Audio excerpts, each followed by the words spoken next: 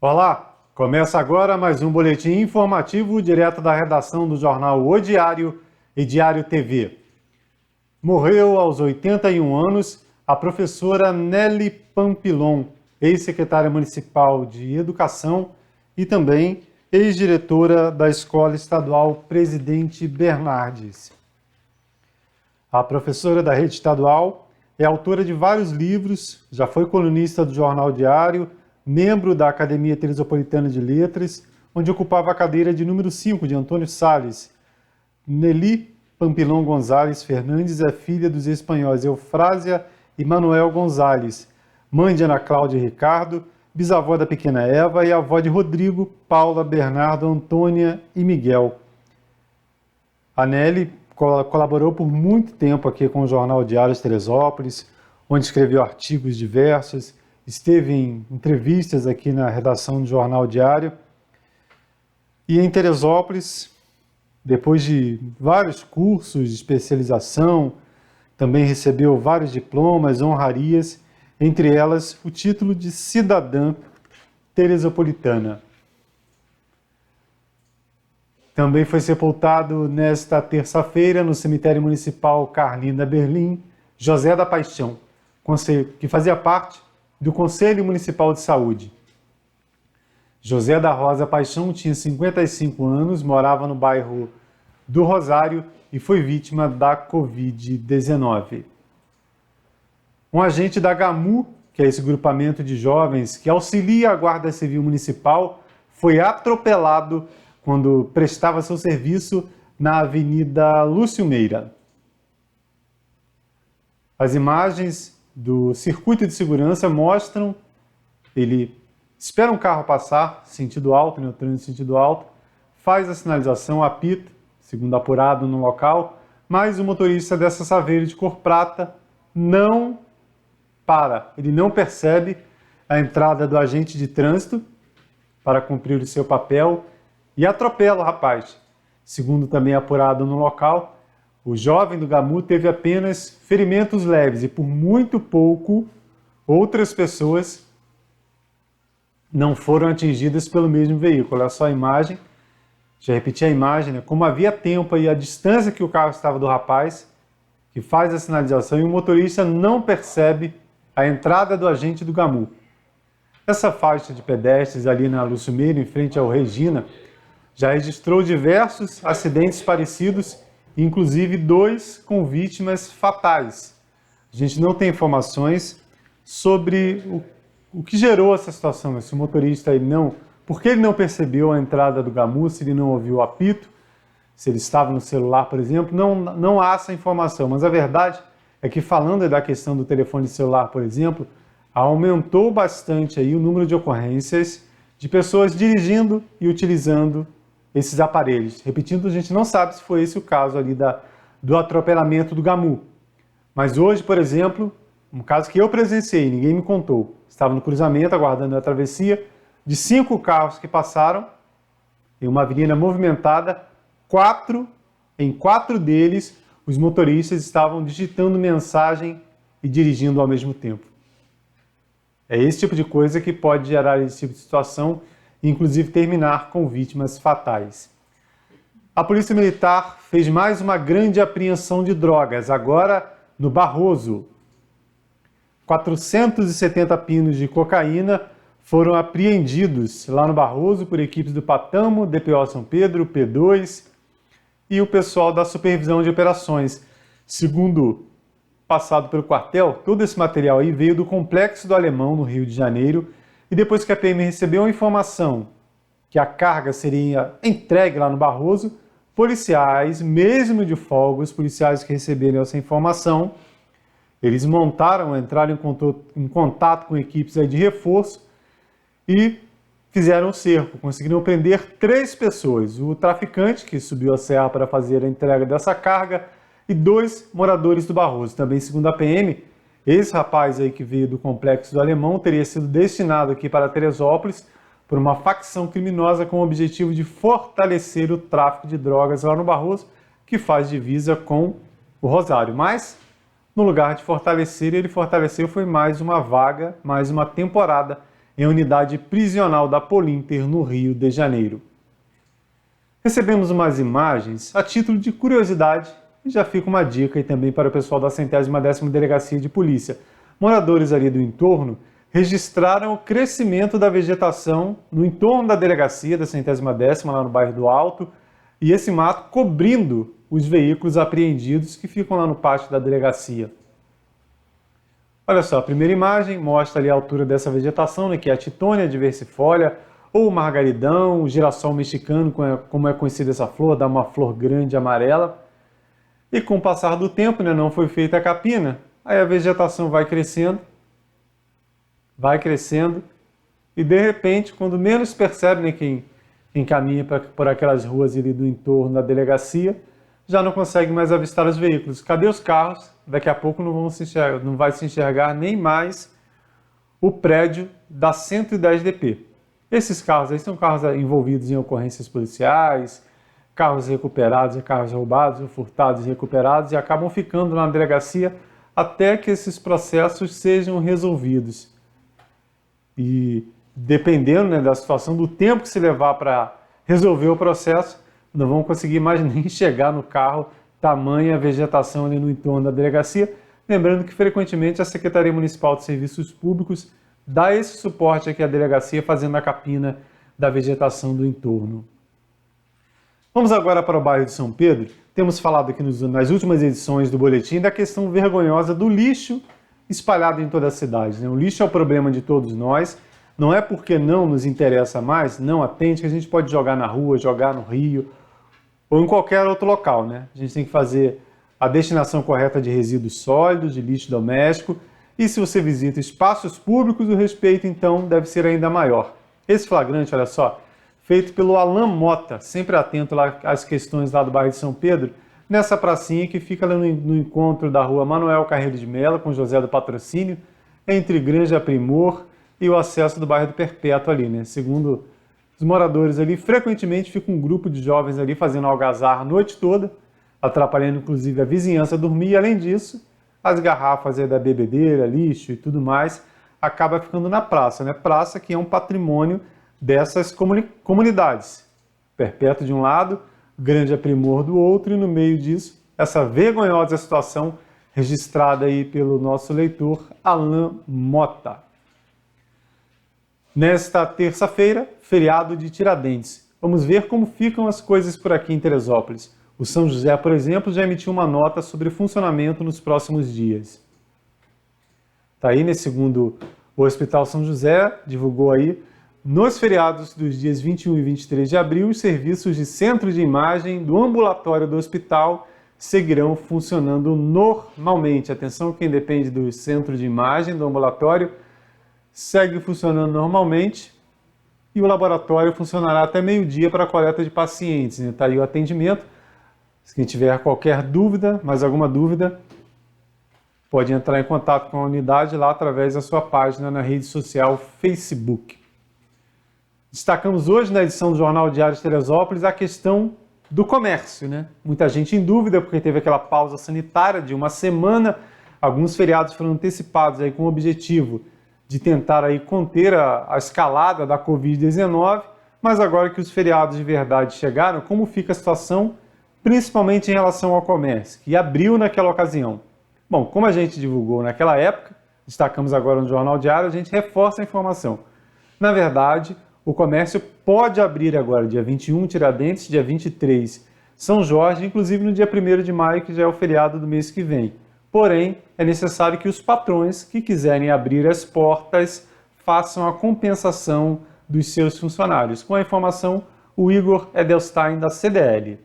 Feriado de Tiradentes e no dia 23 de abril, feriado de São Jorge, é necessário sim fazer o acordo para funcionar. E nesses dias especificamente, o funcionário fará jus sim o pagamento mínimo de R$40 e uma folga em até 30 dias, de acordo com a Convenção Coletiva de Trabalho. Lembrando que para o comércio abrir, isso é uma construção entre o Sindicato Patronal, Sincomércio, e o Sindicato Laboral. Nada é feito unilateralmente. Aqui eu faço um agradecimento ao presidente Márcio Quintanilha, por ter a sensibilidade de entender da necessidade da manutenção dos empregos em nosso município.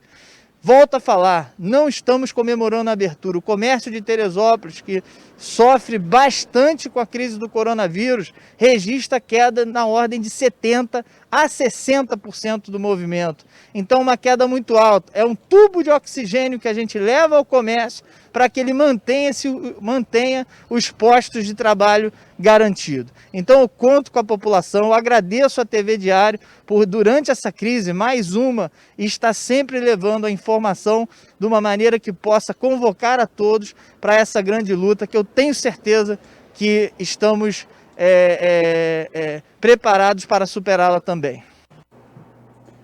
Bom, e no caso da Prefeitura? A Prefeitura ficou de portas fechadas naquela pausa sanitária, aquele feriadão de uma semana.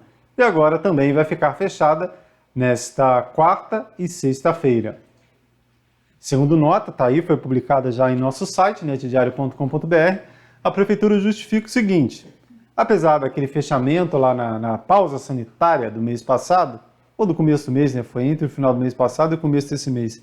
Apesar daquele fechamento, a Prefeitura alega que, durante esse feriado sanitário, algumas secretarias municipais mantiveram seus setores essenciais funcionando. Aí agora fecha, mas acaba fechando tudo, né? A Prefeitura, então, reforça, fechado, né? Diz aqui que é decreto municipal que determina ponto facultativo, mas esse ponto facultativo a gente sabe que é feriado, né? Ponto facultativo no papel, na prática, feriado. Prefeitura fechada quarta, dia 21, e sexta, dia 23. No meio do caminho tem a quinta-feira, dia 22. A Prefeitura diz que abre mais de meio-dia até às 18 horas. O Parque Nacional da Serra dos Órgãos atualizou o seu esquema de funcionamento nos 3 municípios onde tem sede em relação aos decretos municipais que têm restrições de visitação durante esse momento de nova alta de casos da pandemia e nova alta de casos da Covid-19 nesse momento de pandemia. Tá aí a informação boa para os petropolitanos. Foi anunciada a abertura da sede Petrópolis. Atenção você que gosta dos castelos do Açu, das cachoeiras aí do parque, lá da sede Petrópolis. Foi reaberta a sede Petrópolis para visitação todos os dias da semana, de 8 da manhã até 5 da tarde. As trilhas lá do Castelo do Açu, quem gosta de ir até Isabeloca, Morro do Queijo, estão liberados lá somente para bate e volta, né? Não pode dormir, não pode pernoitar lá nos castelos do Açu, né? Nem fazer os portais de Hércules, vai só até ali e volta. No caso da sede Teresópolis, ela continua fechada pelo menos até o dia 26, até segunda-feira, quando a Prefeitura irá divulgar um novo decreto municipal. Pode ser que seja aberto, mas ainda não temos certeza. Lembrando que, além da sede de Teresópolis, as montanhas da região que têm acesso aí por fora das portarias também devem ser evitadas. Montanhas na área do parque, como por exemplo o Beija-Flor, que fica na área do parque, é acessado por fora, não pode ser visitado nesse período. E no caso da sede Guapimirim, havia expectativa de abertura já nesta segunda-feira, né? Porém, a prefeita Marina Rocha ampliou as restrições até o dia 5 de maio. Então a sede Guapi fica fechada pelo menos até o dia 5 de maio. E além disso, esse ponto é importante. Atenção você que é montanhista, escalador ou turista, né? Não só aqui da região, mas que vem visitar Teresópolis, praticar esse esporte aqui. Não podem ser visitadas as montanhas que são acessadas por fora do parque, ali pela estrada. Escalavrado, dedo de Nossa Senhora, dedo de Deus e cabeça de peixe. Está ali embaixo da imagem, não dá para mostrar por causa da barrinha, né? De notícias, essas montanhas ali que ficam à margem da Rio Teresópolis, ali essas 4 não podem ser visitadas, mesmo não passando pela portaria do parque.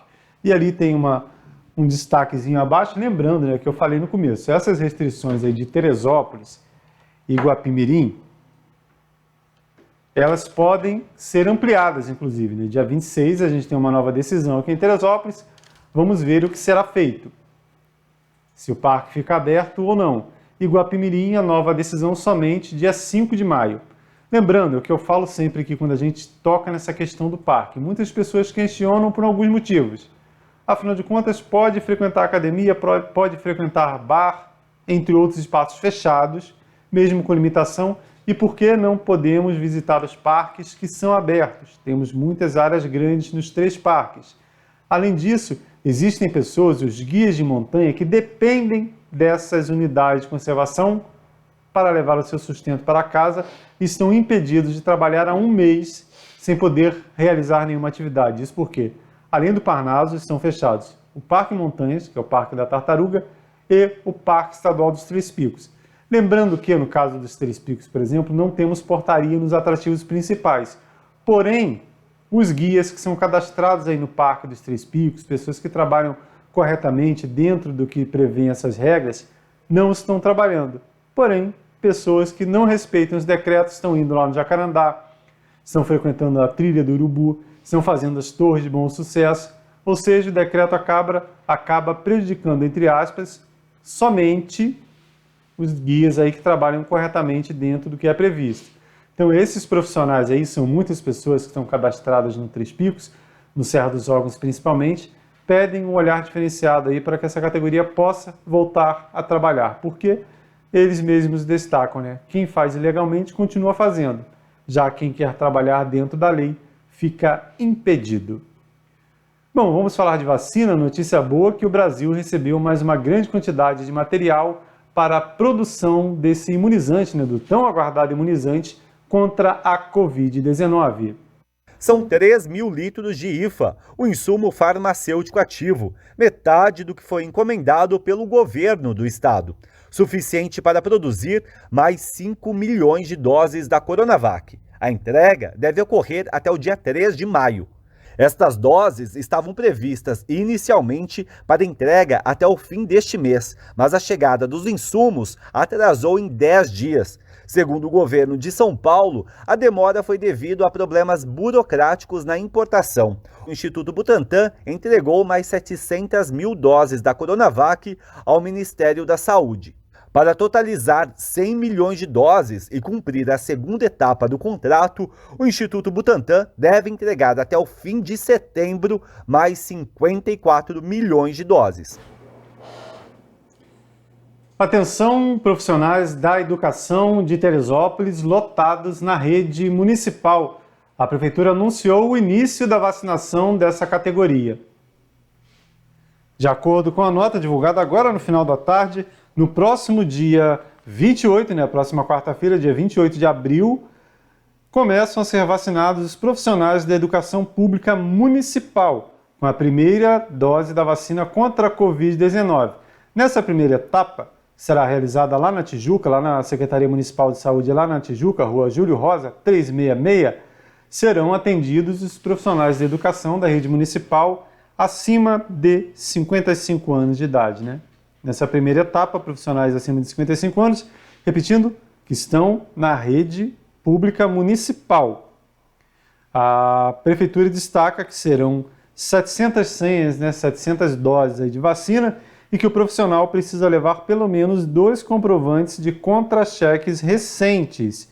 E o pessoal do POT, o Programa Operação Trabalho, que é lotado na Secretaria Municipal de Educação, precisa levar uma declaração específica que é liberada pela própria Secretaria. Então vamos lá, dia 28 começa a vacinação. Nesse primeiro momento, apenas pessoal da Secretaria Municipal de Educação e pessoas acima de 55 anos, mas a gente já começa a atender a um público da educação, né? Tão aguardado público da educação, para que as aulas na rede municipal possam ser retomadas. Vamos falar agora de empregos. O Cine divulgou 32 vagas abertas aqui no município. Está aí o calendário divulgado pela Prefeitura, com essas vagas aí: ajudante de cozinha, uma vaga; arrumador no serviço doméstico, uma vaga; atendente de loja, também uma vaga; e tem outras áreas de atuação ali, né? Auxiliar de contabilidade, mecânico, motofretista, reparador de aparelhos de telecomunicações. E temos também, olha só, 5 vagas para servente de obras, uma vaga para supervisor da manutenção e reparação de veículos pesados e 2 áreas ali embaixo, olha, tem um número maior de vagas, né? Vigia, são 6 oportunidades para vigia e 7 vagas para pedreiro, isso aí contratando pelo Cine, né? Além de 2 vagas ali para vendedor, uma para vendedor interno e outra para vendedor externo. Lembrando que o Cine, o balcão do Cine, funciona ali no primeiro piso da prefeitura, né, do Palácio Tereza Cristina, onde fica a sede da prefeitura. E se você quiser lá verificar essas vagas, né, e além de se candidatar a outras, diariamente lá na prefeitura. Nesse momento de pandemia, o atendimento está reduzido de meio-dia até às 18 horas. E repetindo o que eu já falei agora há pouco, essa semana especificamente, devido a esse feriadão, atendimento somente na quinta-feira, de meio-dia até às 18 horas. Bom, como a gente gosta de fazer aqui também com frequência, é trazer notícia boa da região, né? Municípios vizinhos aí como Friburgo, Petrópolis, Magé, Guapi, Cachoeira de Macacu. E hoje o destaque vem de Guapimirim, que está investindo, olha só que curioso, né? A gente pensa em Guapimirim, pensa em diversas áreas, mas não pensa em camarão. E Guapimirim agora começa a investir em camarão e produtores da região querem aí também ganhar destaque nesse tipo de cultivo.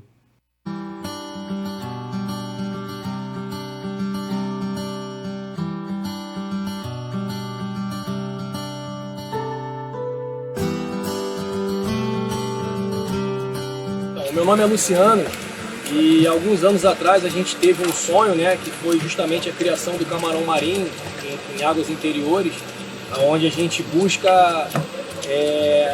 tá trabalhando com a água para que não precise ter uma renovação, que o planeta ele realmente precisa dessa sustentabilidade, né?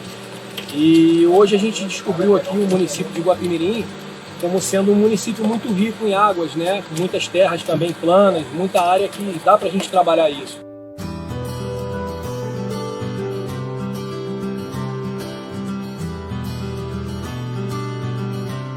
A gente teve a oportunidade de adquirir um pedaço de terra, na qual a gente montou uma estrutura simples, né, com a criação de camarão em cativeiro, camarão de água salgada, né, chamada Biomar.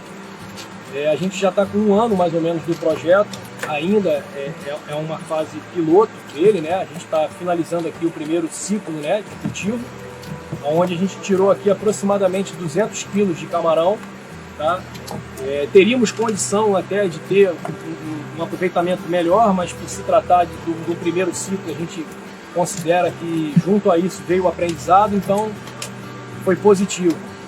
E agora a gente está contando com assessoria e todo o apoio, né, da Secretaria de Agricultura aqui do município, que é muito importante para o produtor rural.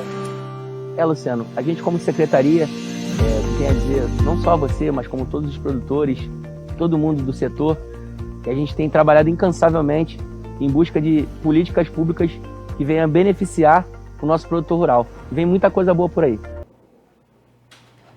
De Guapimirim, a gente vai para Nova Friburgo destacar uma ação muito legal de um proprietário de um hortifruti. Essa imagem aí viralizou nas redes sociais, nessa publicação, na verdade. O proprietário desse estabelecimento aí, Bom Preço, Nova Friburgo. No domingo, ele já sabia que não poderia abrir no começo da semana e preocupado em que esse material todo estragasse, né, todos esses legumes, verduras, tudo isso estragasse na loja, que não seria aberto, ele arrumou tudo na calçada e divulgou, e fez a foto, né, e divulgou nas redes sociais. Quem estiver precisando é só vir buscar a doação. Assim ele deu uma destinação correta, atendeu a quem tem fome. Nesse momento, principalmente de pandemia, em qualquer época, essa situação já seria muito legal de destacar aqui, né? Uma ação dessas que a gente gosta de mostrar, gosta de falar em qualquer época do ano. Mas nesse momento de pandemia, que a gente sabe que muitas famílias estão passando por grande dificuldade, né? Ter um alimento desse em casa, poder levar, fazer uma jantinha, fazer uma sopa, né, nesse friozinho que a gente tem. Friburgo também é bem frio, aliás, é mais frio do que Teresópolis até, em alguns bairros. Essa iniciativa deve ser louvada. Então está lá Hortifruti, Bom Preço em Nova Friburgo. Parabéns pela iniciativa e que ela se repita em outros municípios, inclusive aqui em Teresópolis. Vamos agora ao quadro Foto do Dia, com o jornalista e historiador Vanderlei Pérez. Nesta quarta-feira, 21 de abril, comemora 60 anos de existência a nossa Academia Teresopolitana de Letras. A Academia ATL é uma instituição voltada à cultura e às artes e congrega escultores, jornalistas, poetas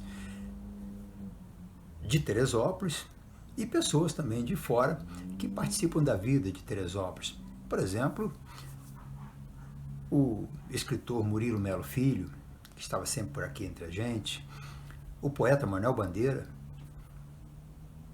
o jornalista Adolfo Bloch, muito importante para Teresópolis, participou da ATL, aliás, ele dá nome à Casa de Cultura Adolfo Bloch, que foi um prédio construído a pedido, por interferência, por incentivo também da ATL junto ao governo Celso Dalmaso, naquele período ali de 83 a 88, quando então os intelectuais se movimentaram para que Teresópolis tivesse uma casa de cultura à altura da cidade. E hoje nós temos aquele espaço maravilhoso, né?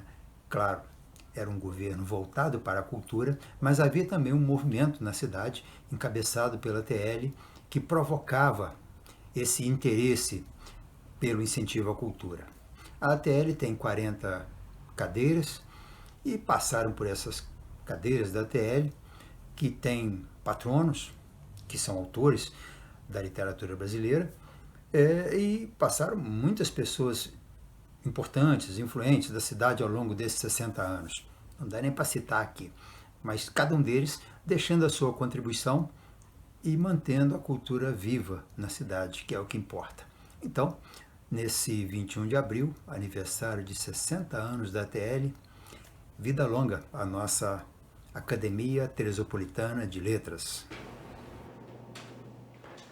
Essas e outras você confere em nosso site netdiario.com.br e havendo qualquer atualização antes da entrada de um novo boletim informativo, além da nossa página, você confere na barrinha de notícias da Diário TV e também em nossas redes sociais, Instagram, Facebook e YouTube. E você que assiste nossa programação pelo YouTube, não deixe de se inscrever em nosso canal. Até mais!